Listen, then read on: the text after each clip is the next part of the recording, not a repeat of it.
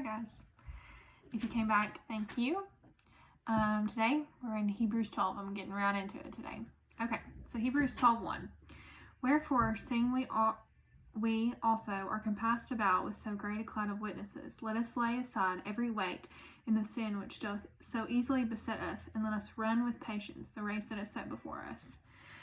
So I did a study on patience a couple of years ago when I was in the middle of my infertility journey with my son, and I studied patience because I felt like I didn't have any. It was every month. Why has it not happened yet? Why am I having to wait? Am I ever going to be a mom? I felt like it was just a constant battle. And so I did a study on patience, and I remember coming to this verse, and the word run with patience. When I had thought of patience, I imagined myself just sitting in a chair, just waiting on God to give me a baby, or whatever situation you're in, just sitting and waiting, doing nothing, until I read this verse and it says run. So I thought about run. A lot of times a runner, my sister did cross country, she runs every week, 2 or 3 times a week, to get prepared for this big race at the end, or a marathon or whatever. You have to run, you have to exercise your muscles, you have to get ready for this big race. So it changed my perspective on patience. Patience doesn't always mean you have to stand still. It doesn't always mean that you have to just wait.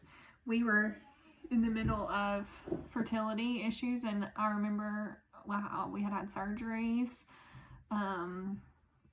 medicine, and we got to the point of IUI, and me and my husband were both very worried that, are we stepping in? Are we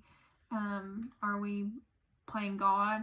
It was something that we really had to pray about for a long time, and this verse really helped me through that. And I realized later, and through this, was the Lord was working and using that waiting period.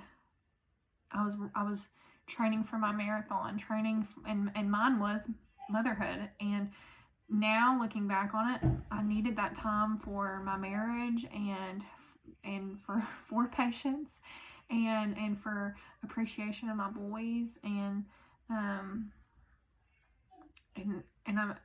I'm thankful for that. I look back at that time now, and it was the time that I was closest with the Lord.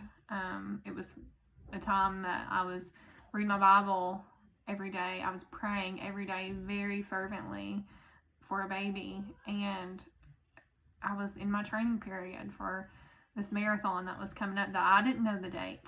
And speaking of not knowing the date, Hebrews 12:2, we'll read the next verse. Looking unto Jesus, the author and finisher of our faith, who for the joy that was set before him endured the cross, despising the shame, and is set down at the right hand of the throne of God. I love that verse, but let's focus on author and finisher. He wrote the book. He knows when you're going to have a baby. He knows when you're going to get that job, or when that breakthrough's coming. He wrote the book. It's already finished. He knows. And that just gave me so much peace of, he knows when I'm going to be a mama.